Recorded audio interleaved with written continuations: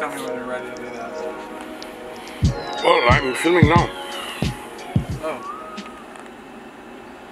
Hey, what's up, guys? It's Matt. I have Chase here. Adrian's behind the camera, and we're out here.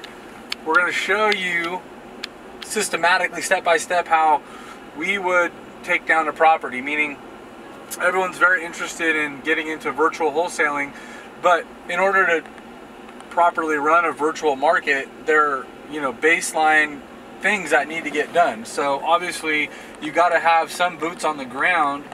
Maybe it's an agent, maybe it's another investor that is actually going out to the properties after you've tied it up on the phone to get some pictures of the property, get an idea of actually what it is that you have under contract.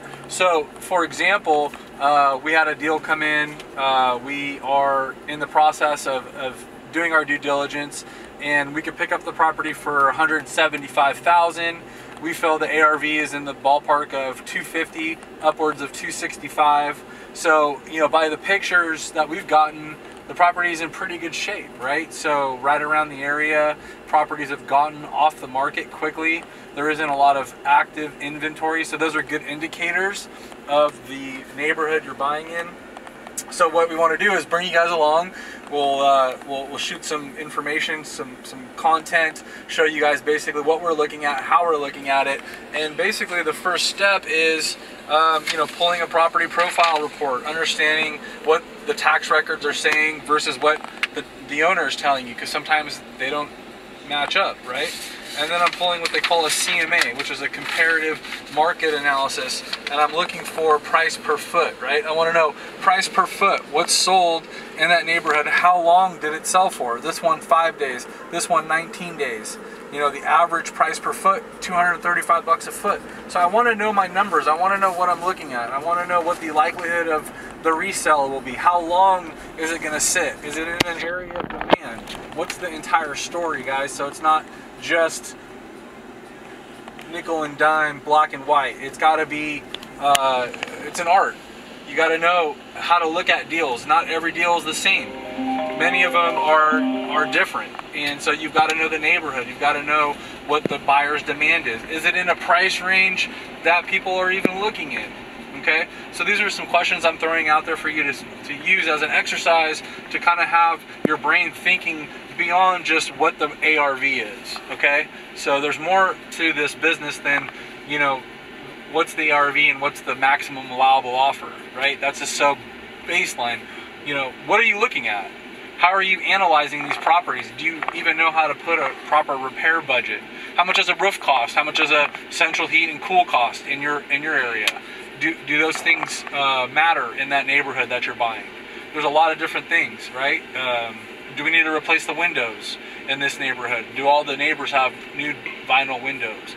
So we'll get there, we'll assess it, and then we'll give you our feedback real time. So I'm glad you're with us. Just keep watching and we'll show you how it goes. All right, guys, we'll see you here as we get to the property. Matt, did it set up, let you know where we're going? Awesome, thank you. Sorry we're a little late. I'm going to walk out here and... A lot of dogs, huh? Yeah. Okay, we'll start from outside, and then I'll knock on the door. Is that okay? All right, and if you need me to let the dog in, so you can take pictures on the back. Yeah. The only way back there is to that very back fence or sliding door. Okay, we'll tell you before we go back. Okay, thanks. Thank you.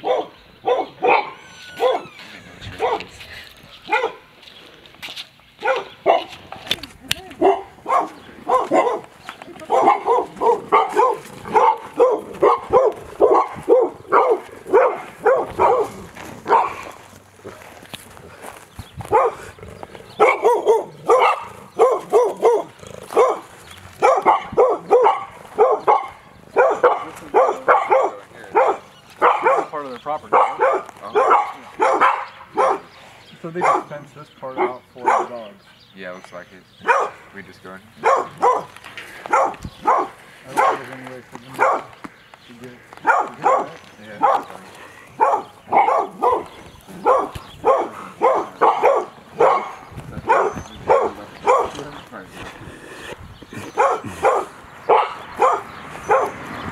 So one of the things that I'm looking at is obviously I'm looking at the roof.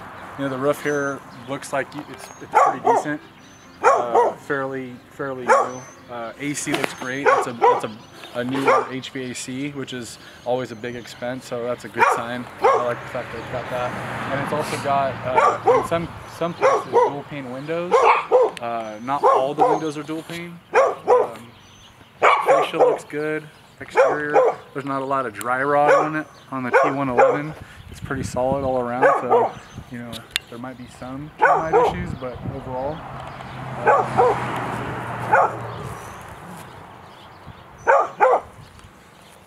I mean, I think maybe you tear this down. I don't know if you keep this. What do you think? Yeah, that would go for sure. Roof looks good.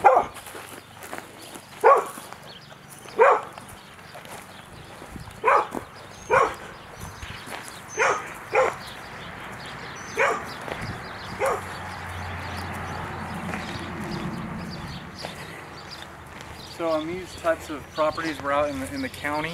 You gotta talk about the well, right? Because that's how water services the property from a well, and then there's I believe a septic here, but I'll confirm. It might be city sewer, but I'll confirm that.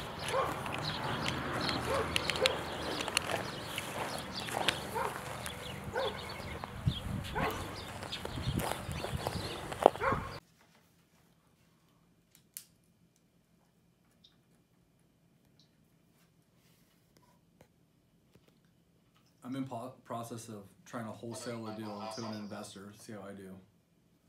Sorry, say again? When are you buying that house off of them? I'll close end of month. At the end of the month? Yeah. Okay.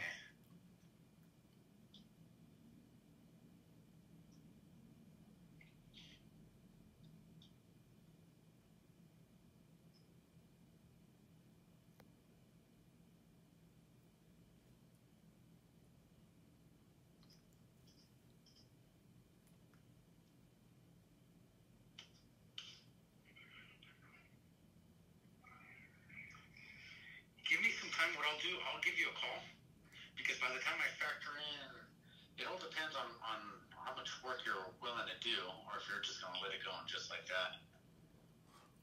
Well, I mean, if I start work, then I'd rather just go for it and do the work. You know, Exactly. if I don't have to touch it. If you And don't have to touch it, what are you going to sell it for?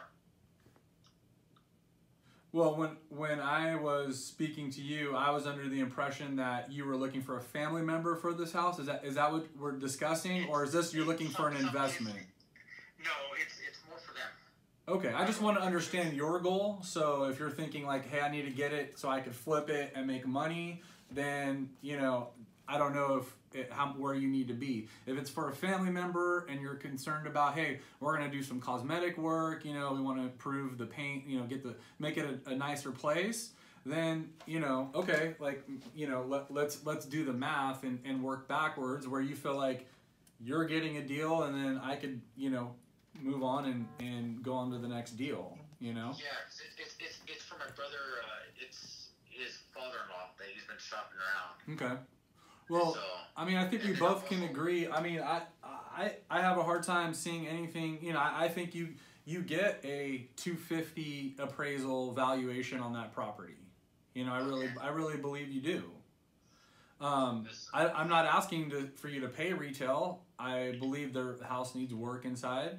I don't think it's crazy work. I think it's mostly cosmetic, and you could put some windows in there, and you know, you'll be good. I know you have some concern about the well. Right now it's running and active.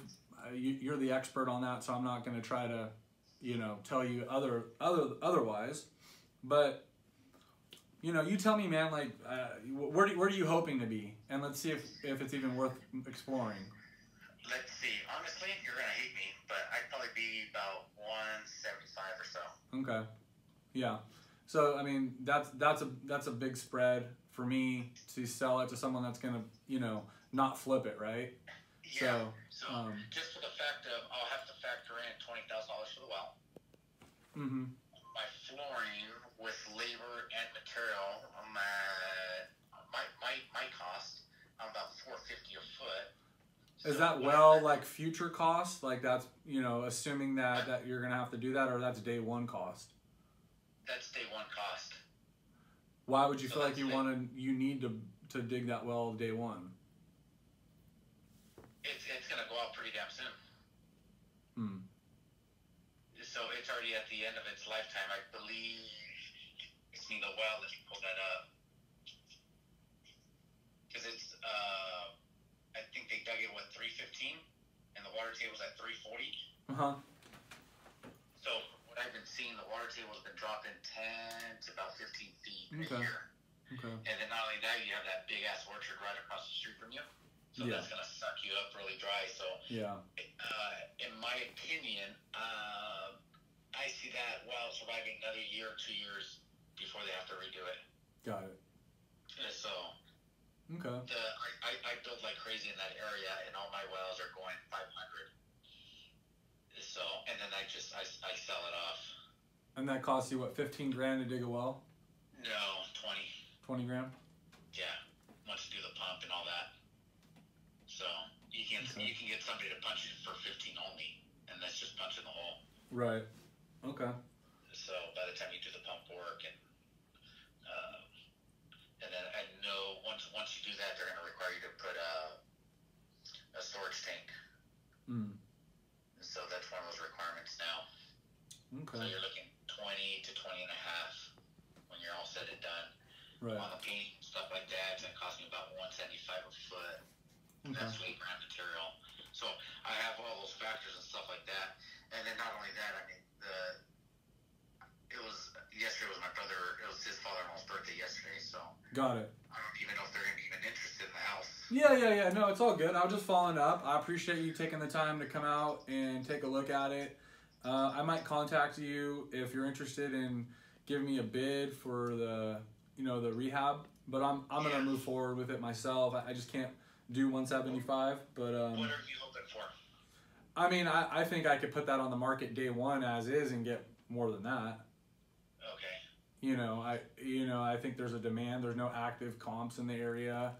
So what are you hoping for? Well, I'm paying 175 for it, so so I would make no money, Yeah.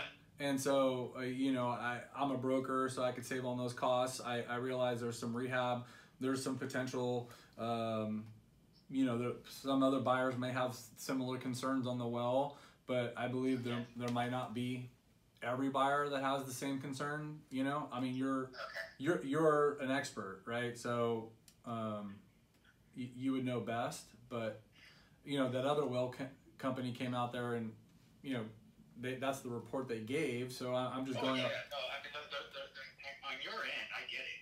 It makes sense. Yeah. It's operational right now, and you're good to go. And same thing, you'll get a 2-year roof cert on it. That's going to pass, and it'll be good to go. So trust me, I get what you're trying to do. So not that I'm trying to screw you. Yeah, I was hoping if I could sell it to you and make 20 grand, then I'd do it. Okay. So what does that put you at? 195. 195. And I'd want to net 20 grand. You know what I mean? I don't want to have to pay fees out of that. So whatever that number is, just to give you an idea, if that's something that you'd want to do, I'd want to. Yeah, I'd have carrying costs on that, so I don't want to hold it for 30 days. It's like, hey, we'll take it. Great, let's do the paperwork, and we can close, the first week of August. Yeah, so I mean, you'll make 20 grand doing absolutely nothing. Yeah, I'm not greedy. I believe that there's still profit in that. You know what I mean? Absolutely. And like I told you out there, I'd rather do 10 deals with you than just one. If you can stomach the fact that you can buy this house for under market for 20 grand, then let's do the deal. So if I can get it at 195, let me run my numbers. I'm still in the game. Trust me. I will let you know. Is there any way I can set up an appointment and so if my brother's father-in-law can take a look at it? Probably that's going to be tougher to do. I mean, I've already committed to closing on it, right? So after that happens, the tenant needs to get out or the owner occupied needs to get out. There's a $10,000 holdback. So in case they don't move out after the close of escrow, that $10,000 goes to me. So, so we're not going to deal with any squatters, I believe. They're going to just get their stuff out. And they seem like good people.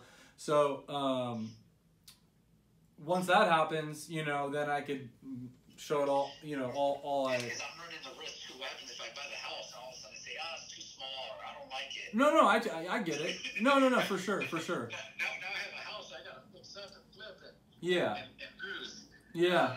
No worries. I mean, I pay real estate fees and this and that. I mean, I'm part owner of Pro Realty. right. So I have fees to pay and. No, I get you.